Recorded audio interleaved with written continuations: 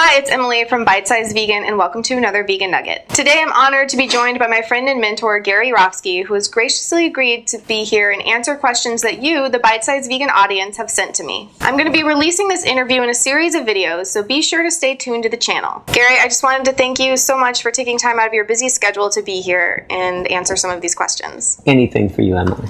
Thank you. Alright, so to start off, one of the questions that I got a lot from people, and I think for someone who's just had their eyes kind of opened and is considering going vegan or has gone vegan, or perhaps they're a vegan who just watched your speech and realized that they want to do more, and they've come to this point of kind of like, what can I do? What action can I take?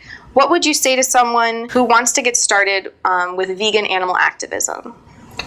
It's got to be education-based activism, whatever you're doing. This is not my realm. This is not my bailiwick. I'm not great at advising people how to be an activist. But I do know that you have to teach people. You have to edify. You have to preach. So somehow maybe set up classroom lectures like I'm doing in high schools and colleges, elementary schools, middle schools. Set it up at a church, at a synagogue, at a mosque, at the YMCA. Leaflet. Do something like that. What I don't recommend anymore, it's probably the things that most people like to do, which is protesting. I just think protesting has lost its luster over the years. Civil disobedience. I don't think you can win in a courtroom, but you win in a classroom every single day. Direct action is always valuable too. If you want to liberate animals, that would be an awesome thing to do.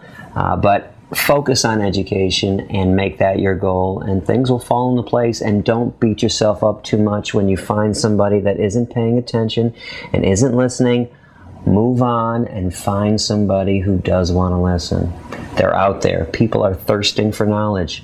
It is your goal as an activist to find those people who are thirsting for knowledge, teach them, convert them, and keep on doing it.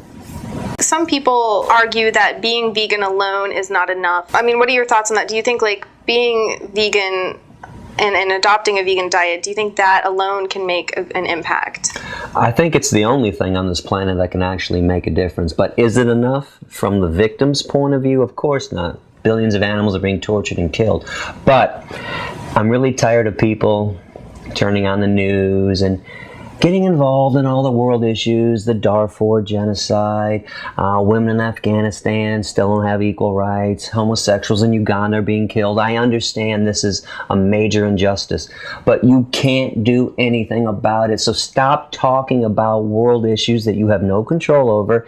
And here's something you could stand up 3 times, 4 times, 5 times a day and say, I'm opposed to discrimination. I'm opposed to injustice. And that's why I'm eating vegan meals.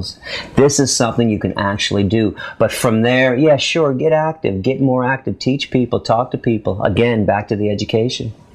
Something that I've heard from a lot of people, and that I know I personally can struggle with as a vegan activist, is when you're faced with all of the suffering in the world and, all of the people who don't seem to care, how do you keep going and keep your head up and not get lost in just the, the overwhelming suffering that's going on? It's tough. I'm forever frustrated, forever stressed, forever saddened. I was telling you before, I died inside a long time ago.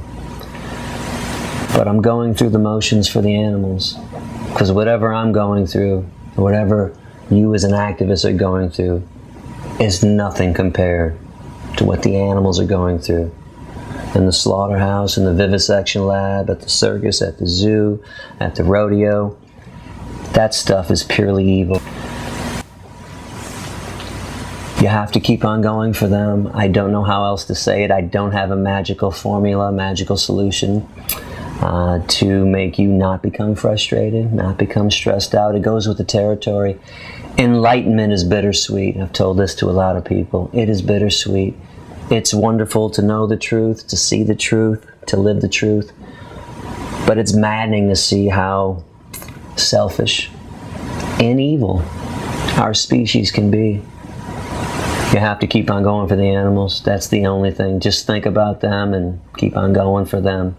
Gary, I just want to thank you so much for giving us your time, and I've been asked on behalf of so many of my viewers to just thank you for everything that you do. So thank you so much. Thank you.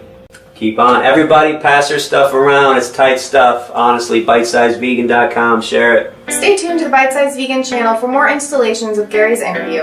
I'll also be posting bonus footage of questions that don't make it to the channel into the VIV section of bitesizevegan.com, which you can access for free by signing up for the Nugget newsletter. Give the video a thumbs up if you enjoyed it, and be sure to subscribe so that you never miss a nugget. Now go live vegan, and I'll see you soon.